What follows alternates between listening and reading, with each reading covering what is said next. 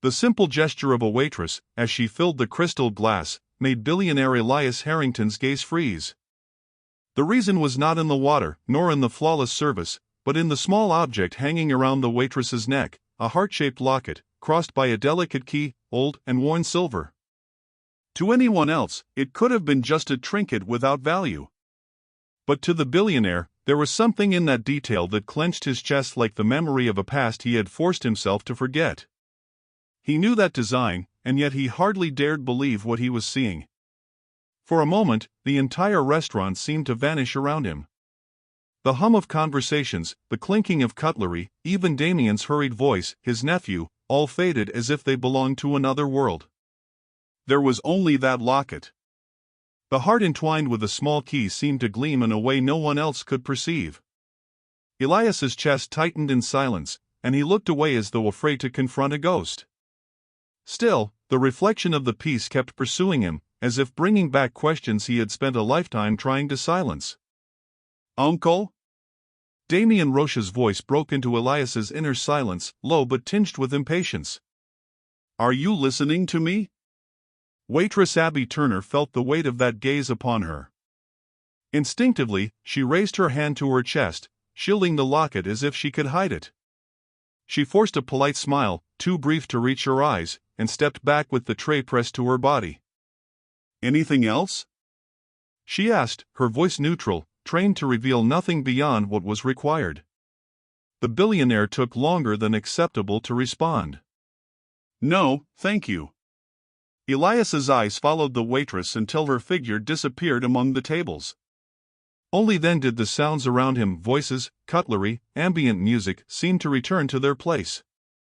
The head waiter approached, discreetly checked that everything was in order, and vanished again with the same efficiency. "I was talking about the North Point acquisition," Damien pressed, leaning over the table. "They want an answer by Friday. This is the perfect moment, and your hesitation is already confusing the board members." Elias did not answer. His gaze remained fixed on the corridor where the waitress had gone, as if she might return at any moment. That locket, it wasn't just an accessory. He knew every line, every trace. The worn clasp. The nearly invisible mark etched into the metal. Details no one else would notice, but for him, impossible to forget. "Uncle, you look pale," Damien muttered, now masking irritation with a hint of concern. "Do you want me to call someone?" No, the 55-year-old billionaire touched the crystal glass before him, though he did not drink. "I'm fine." Damien studied him with rare attention. Elias Harrington had always been the unshakable man, the one capable of closing deals in the midst of chaos, the one who remained calm when everyone else lost control. To see him distracted, unsettled by a simple waitress, stirred in the nephew a discomfort difficult to contain. Adjusting his jacket, Damien leaned back and resumed his argument. "About North Point," he began, but stopped mid-sentence, noticing Elias raising his hand for silence. "Who is she?" the billionaire asked, eyes still fixed on the dining room. "The waitress. Her tag said Abby, didn't it?" Damien frowned. "I don't know. Do you want me to call the manager?" "No." Elias drew a long breath, trying to steady his own body. "Leave it. Continue." Damien went on. He spoke of numbers, projections, opportunities. But for Elias, nothing made sense that night. His mind was no longer at the negotiating table. It had already drifted far back, to a modest room where young, trembling hands once molded silver into the shape of a heart entwined with a delicate key. A piece that carried promises he had never had the courage to keep. At the service counter, Abby reviewed orders with absolute focus. The nearest chandelier lit the metal on her chest, igniting a fleeting glimmer. She felt it without needing to look, that same piercing gaze from the billionaire upon her. She pretended not to notice. Invisibility was a learned skill, the most valuable for anyone who had to work without room for mistakes. Never draw attention, never ask for anything, never linger too long at any table. Elias placed the napkin to the left of his plate. A discreet gesture, yet enough for the maitre d' to approach. "May I assist you, Mr. Harrington?" "The young woman who served us." "Abby. Please ask her to come over when she has a moment." "Of course, sir." The maitre d' bowed slightly and withdrew. Damien arched his brows, curiosity glinting beneath the veneer of professionalism. "What exactly are you trying to do?" "Nothing that concerns you," Elias replied, calm but with the firmness of one who would allow no argument. "A waitress, uncle? In the middle of a dinner where we should be discussing billions?" Elias did not answer. His nephew's annoyance was nothing more than a distant buzz. What mattered was the old shadow rising once again, a broken promise, a name buried in silence, a night when he had retreated instead of fighting. Abby approached cautiously, her hands steady against her apron. "You asked to see me, sir?" Elias searched for words that would not sound intrusive. "Hello, Abby." His voice came out almost gentle. "That locket, it's very beautiful." "Old." For a moment, her expression darkened, the natural reflex of someone protecting the little they have. "It belonged to my mother," she replied simply. "May I bring you anything else?" Elias hesitated, his heart pounding in his chest. The question slipped out before he could contain it. "What was her name?" Damien sighed, exasperated. "Uncle, please." "Estella," Abby said, and the word fell upon the table like the strike of a hammer. The silence that followed was almost physical.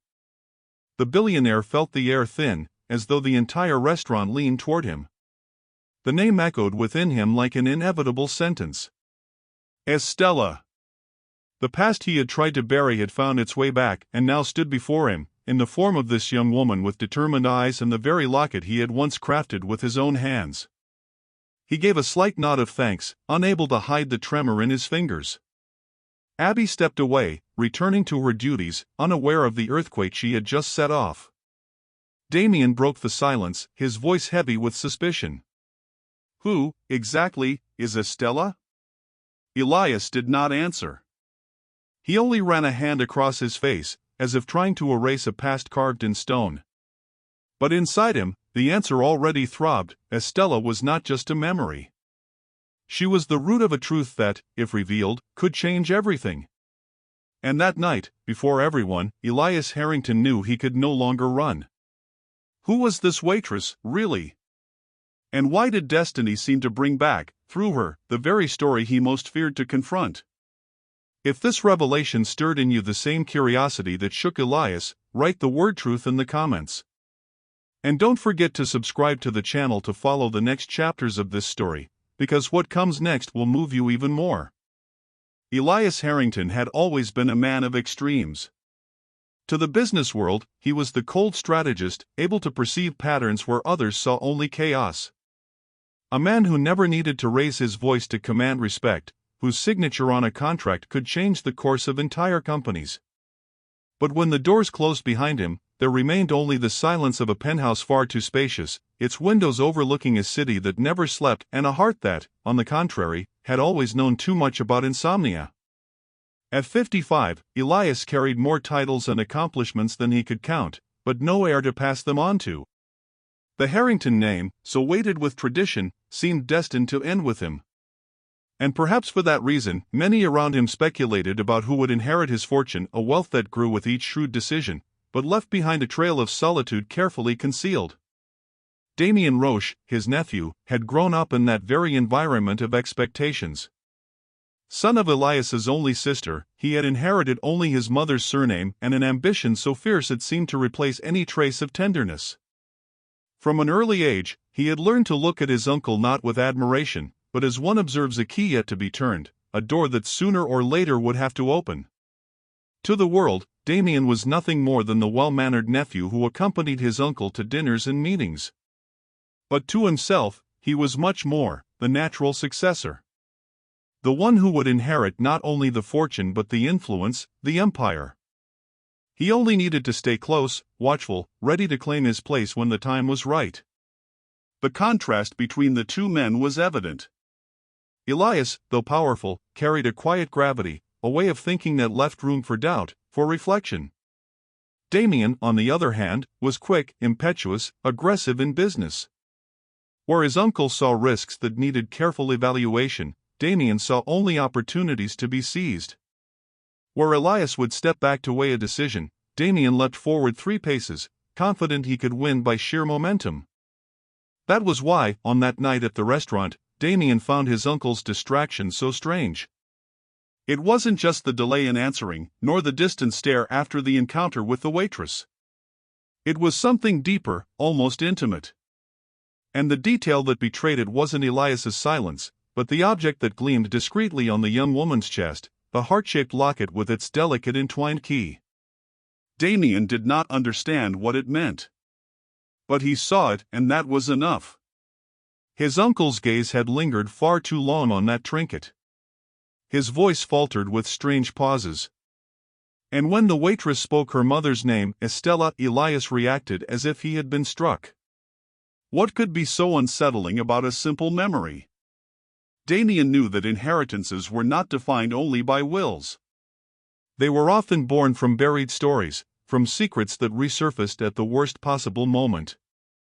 And if there was a secret hidden in his uncle's past, that locket could very well be the key, both literal and symbolic, to something that might threaten everything Damien already believed was his to inherit. Back at the penthouse that same night, Damien could not shake the image of Elias's unsettled face. He sat in the leather armchair before the unlit fireplace and allowed his mind to wander down paths he would never dare admit aloud. The waitress. Abby. The locket. The name Estella. Each piece formed a puzzle that did not include him, but could change his future.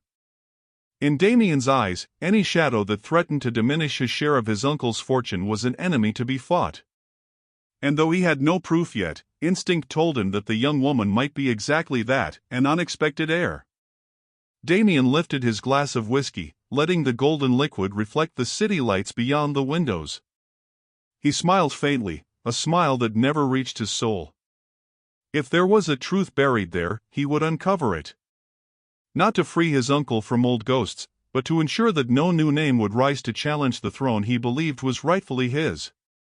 And so, while the billionaire struggled to suffocate a past rising from its grave, Damien was already plotting the future.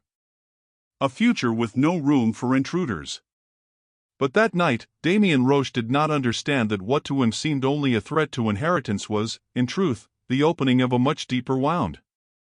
The locket was not merely an ornament. It was a key.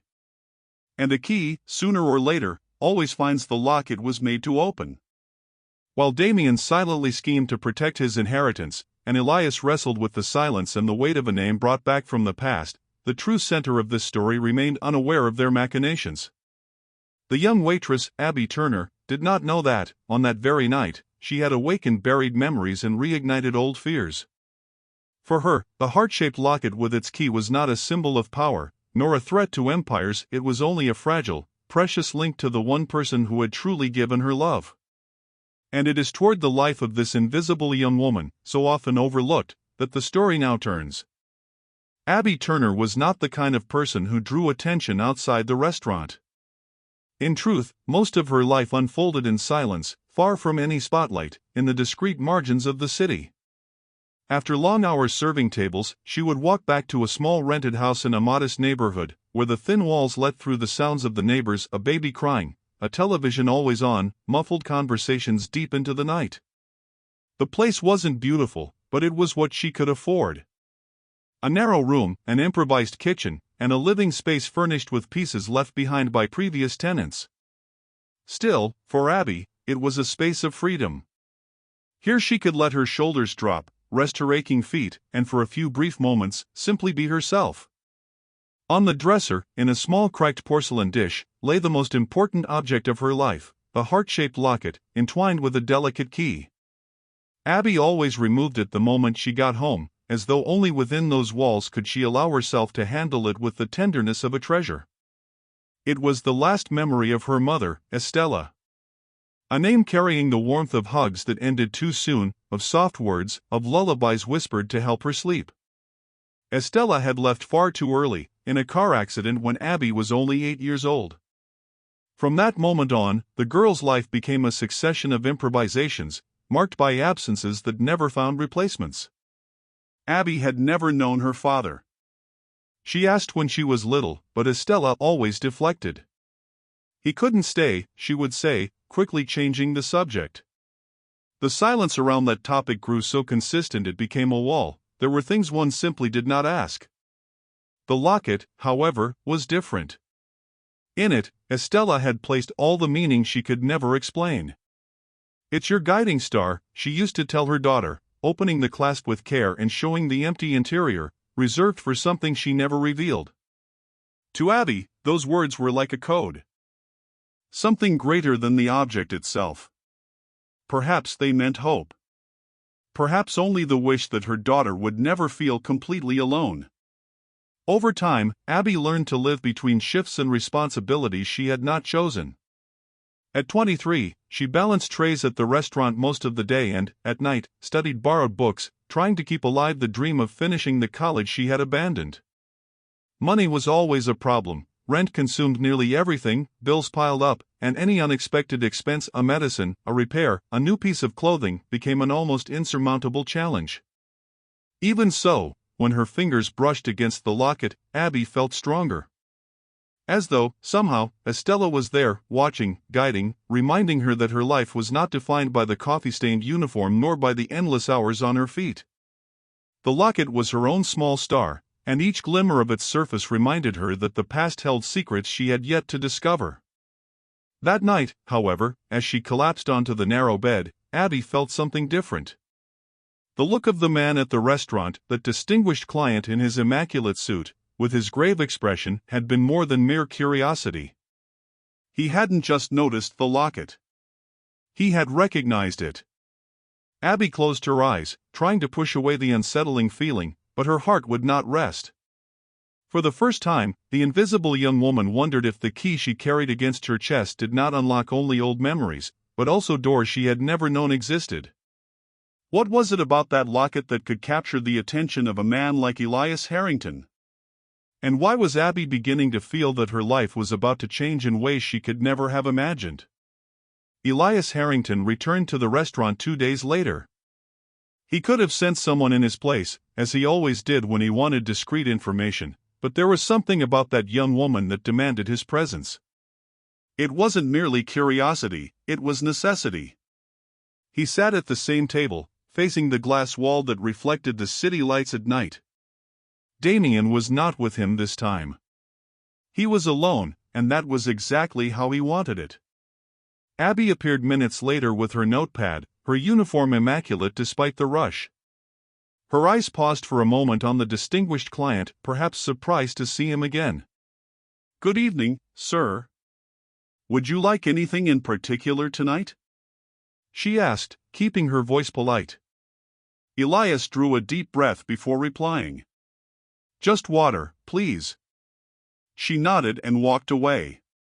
When she returned, pitcher in hand, Elias watched every movement, the way she held the glass, how she leaned discreetly to avoid spilling.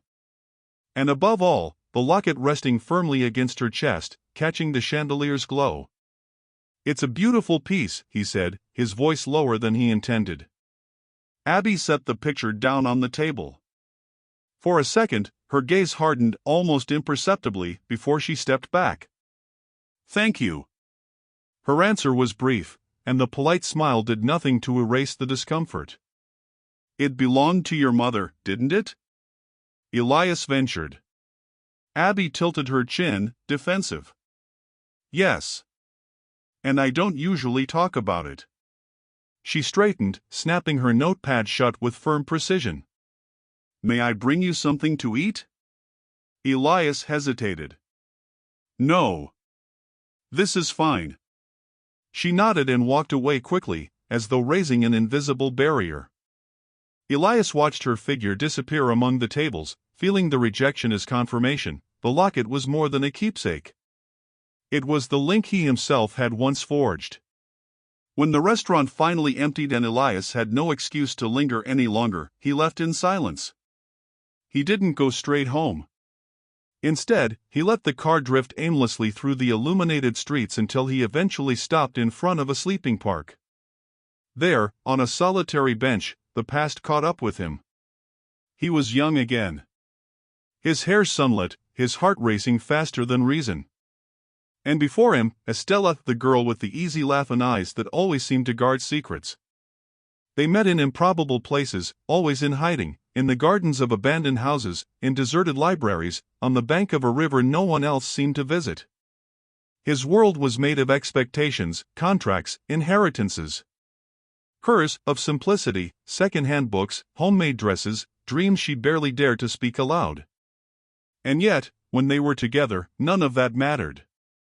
He had promised her that nothing would separate them. And to prove it, he had spent countless nights in a makeshift workshop. With his own hands, he had shaped silver until it became a heart entwined with a delicate key. It wasn't an expensive jewel, but it carried something far more precious: time, dedication, and the silent vow that, no matter what happened, Estella would always find a safe harbor in him. He remembered the brightness in her eyes when she received the gift. "It's my guiding star," she had said, pressing the locket against her chest. And in that moment, he believed nothing could destroy them. But time had not kept its promise. Their romance, so intense, was interrupted by invisible hands. His family would not accept it. The advice, the stares, the mounting pressure grew unbearable. Elias had been a coward. He let himself be pulled away. And one night, Estella was simply gone. He never saw her again. Never heard from her. Until now. The sound of a passing car pulled him back to the present. Elias rubbed his eyes, as if he could erase the images, but he knew he couldn't. The locket was no ordinary trinket. It was proof that the choices he thought buried had returned to demand an answer. And the question that echoed within him was as simple as it was devastating: why had Estella never told him the truth? On the other side of the story, Damien Roche had never been the kind of man to trust appearances. He had grown up learning to doubt others' intentions and, above all, to protect his own interests. That was why he could not ignore his uncle's behavior. Elias Harrington was obsessed. Not with a business, not with a multi-million-dollar acquisition, but with a waitress. For Damien, the equation was simple: any distraction involving Elias could become a threat. And Abby Turner, with her modest uniform and an old locket on her chest, was the perfect distraction. In the days that followed, Damien began to follow her discreetly. He had his driver drop him at strategic points and observed from a distance. It didn't take much effort to discover what he wanted. Abby lived in a small rented house in a humble, nearly forgotten neighborhood of the city. The place was nothing special: peeling walls, cheap furniture, bills stacked on the table. She left early for work, returned late, always alone. No family nearby, no close friends to speak of. Just neighbors who greeted her with brief nods. The kind of life that drew no attention except from someone with something to lose. It didn't take long for Damien to connect the dots. Abby's mother was dead, her father never mentioned. The locket, however, carried profound sentimental weight. What if that object was the link between Elias and the waitress? What if Abby was his uncle's illegitimate daughter? The idea sent a chill through him. For years, Damien had lived believing he would inherit everything. Not just the fortune, but the influence, the Harrington empire itself. And now, suddenly, some nobody could emerge as the rightful heir, someone with direct blood, someone with a legitimate claim. From that moment on, Abby was no longer a stranger to him. She was a threat. Damien began to watch her with different eyes, analyzing every detail of the simple life she led.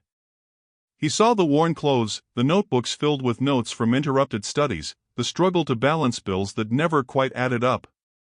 To him, none of this was a sign of resilience, but of weakness. If she dared to get close to Elias, she could use her condition as a weapon, as a way to awaken compassion. And compassion was something Elias could not afford. In Damien's mind, there were only two options: either Abby was pushed away for good, or his future as heir would be lost. That night, he walked back to the car, adjusting his jacket with calm precision. The driver opened the door, but Damien did not step inside immediately. He stood there, staring at the dark street where Abby had disappeared minutes earlier. She has no idea what she's about to face, he muttered to himself. When he finally got into the vehicle, his decision was already made. He would not allow Abby Turner to destroy everything he had waited his whole life to claim. The shadow that had so far merely followed him had now taken form. And from that moment on, Abby would become the invisible target of his vigilance and of his schemes. Damien believed he was protecting his future. But by turning Abby into an enemy, he was only lighting the flame of a conflict that could destroy them all. The next morning, unaware of the dark intentions already moving against her, Abby carried on with her routine at the restaurant. For her, the day was just another one: tables to serve, hurried customers, orders of coffee. But for Elias Harrington, nothing would ever again be ordinary. Sitting alone, weighed down by decades of silence, he had no eyes for the menu or the bustle around him. His gaze remained fixed only on Abby and on the locket that hung over her uniform. The restaurant was nearly empty when Elias, his voice firm, asked Abby to come to his table. She hesitated, as always, but approached with her notepad in hand, ready to take any order. "I would like to ask for something different today," he said, his eyes not on the menu, but on the small locket resting on her chest. Abby instinctively raised her hand to the object, as if she could hide it. "It's just a keepsake. Nothing of value. To you, maybe it's just a keepsake." Elias drew a deep breath. "But to me, it's a piece of my life. May I see it up close?" There was something in his tone that disarmed her. Slowly, Abby unfastened the clasp and removed the locket, placing it in her palm. Still hesitant, she extended it toward Elias. He received it as one holds something sacred. His fingers traced the silver edges, recognizing every detail he had once shaped decades before: the key entwined with the heart, the delicate vines, the clasp worn by time. And then, with a gentle touch on the inside, he revealed what he had always known was there: an almost invisible inscription, hidden beneath the metal's layer.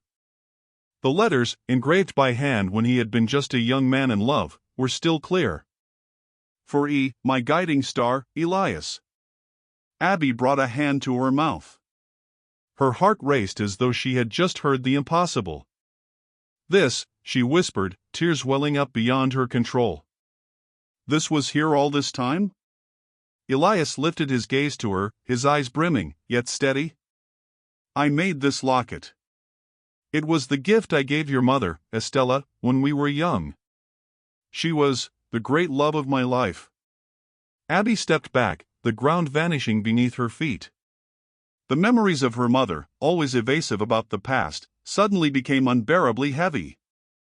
"You?" Her voice faltered. "You're saying that you're my father?" The silence between them spoke louder than any answer. Elias nodded slowly. Abby's tears now flowed freely. For years, she had grown up believing she had no father, that she was only the daughter of a story cut short. And there, before her, stood the man who filled the most painful absence of her life. "I didn't know," Elias said, his voice hoarse with emotion. "If I had known, nothing would have kept me from being by your side. But I was a coward. I let them separate us. And I lost you both." Abby closed the locket between her trembling hands, pressing it tightly against her chest. She wept not only for what she had just discovered, but for the emptiness of all the years without answers, for the silence that was finally broken. Across the table, Elias did not try to touch her. He only remained there, his gaze fixed on the daughter he had just found. The locket had fulfilled its promise, to reveal the truth. But for Abby and Elias, what to do with that revelation was a choice that would change everything. That very night, however, the revelation was not kept between father and daughter.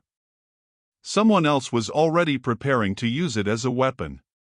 Damien burst into Elias's office without knocking, his face etched with anger. "Have you truly lost your mind?" he fired. A waitress shows up with an old trinket, and suddenly you believe she's your daughter?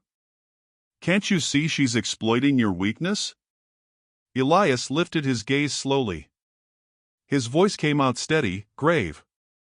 Abby asked nothing of me. No money, no influence. She didn't even want to talk about the locket. I went after her, not the other way around. Damien scoffed, incredulous. You're going to throw away everything you've built for the sake of some juvenile illusion? Elias rose to his feet, his very presence silencing the room. It is not an illusion. It is the truth. Estella was the love of my life, and Abby is my daughter. That is non-negotiable. Damien's fists clenched. And me? What's left for me after this? What has always been left, Damien, Elias replied firmly. The choices you make for yourself. My mistake was believing I could replace what I lost. I will not make that mistake again. Damien laughed, but the sound was bitter. So that's it? You'll cast me aside as if I were nothing? Well, I won't accept it. I'll contest everything, legally if I have to. Elias did not flinch. Do what you will. But know this time, I will not run from the truth. Damien spun on his heel and slammed the door behind him, his threat still echoing in the office. Elias stood motionless, feeling the weight of decades of silence finally collapse. That same night, Elias went to the restaurant. He waited until the bustle died down and asked to speak with Abby in private. They met in one of the empty dining rooms, the distant clatter of the kitchen filling the spaces between words. Abby. Elias began, his voice softer now. I know this is too much, but I want you to know, I am your father. And above all, I want to be present now. I cannot give you back the past, but I can build the present with you. Abby pressed the locket against her chest. Tears streamed down before she could answer. I've spent my whole life not knowing who I really was, and now you tell me this. Elias opened his arms, hesitant. Let me make amends, even if it's too late. She approached slowly, until the embrace happened. Strong. Long filled with everything both of them had lost. They did not speak of money, nor inheritance. Only of time, the time that remained, and that would now be lived side by side. Abby looked at the locket and smiled through tears. It was no longer just a memory of her mother. It was the symbol of a truth rediscovered, and of a possible new beginning. The heart entwined with the key had kept its promise, it had opened the door to a wounded past, but also to a redeeming future. In that moment, father and daughter understood that life can separate paths, but truth always finds a way to bring them back together.